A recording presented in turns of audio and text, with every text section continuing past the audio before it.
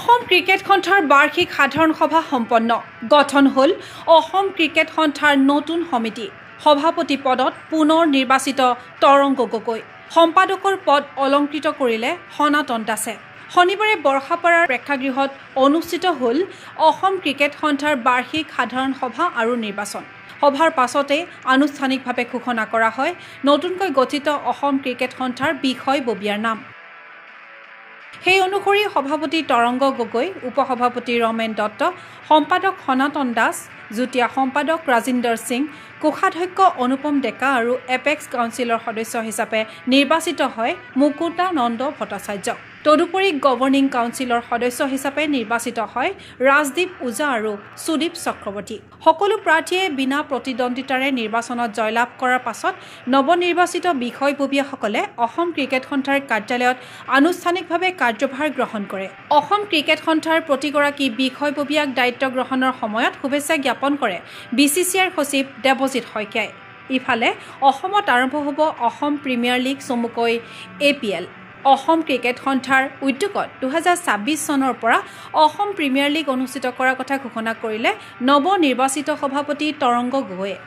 Assam cricket সন্থাৰ আজি নিৰ্বাচিত অনুষ্ঠিত হৈছিল আমাৰ থাৰ্ড এপেক্স বডি আৰু নিৰ্বাচন ভালকৈ সম্পূৰ্ণ হৈ উঠিলে আৰু নিৰ্বাচন হৈ উঠাৰ পাছত আমি নতুনকৈ আমাৰ এপেক্স কমিটি গঠন কৰা হ'ল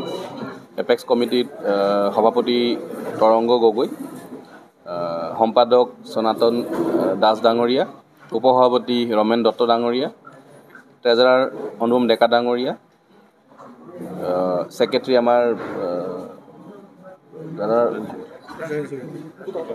মুকুতা ভট্টাচাৰ্য ডাঙৰীয়া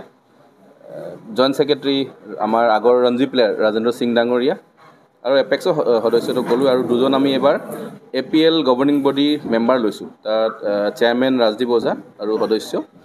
সুদীপ ভট্টাচাৰ্য ডাঙৰীয়া কাৰণ আমি অসম ক্ৰিকেট সন্থাই আসাম প্ৰিমিয়াৰ লীগ অনুষ্ঠিত কৰা পৰিকল্পনা বহুত বছৰৰ পৰা কৰি আহিছিলোঁ আৰু যেনেকৈ আপোনালোকে গম পায় যে IPL গভৰ্নিং বডি আছে আৰু IPL মেচেছ সেই গভৰ্নিং বডি অনুষ্ঠিত কৰে ডাইৰেক্টলি BCCI ডাইৰেক্টলি নকৰে যদি জড়িত হৈ থাকে দে পাৰ্ট বাট এখন IPL গভৰ্নিং বডি থাকে তেনেকৈ আমি এবাৰ আসাম প্ৰিমিয়াৰ লীগৰ গভৰ্নিং বডি গঠন কৰিলোঁ আৰু আমি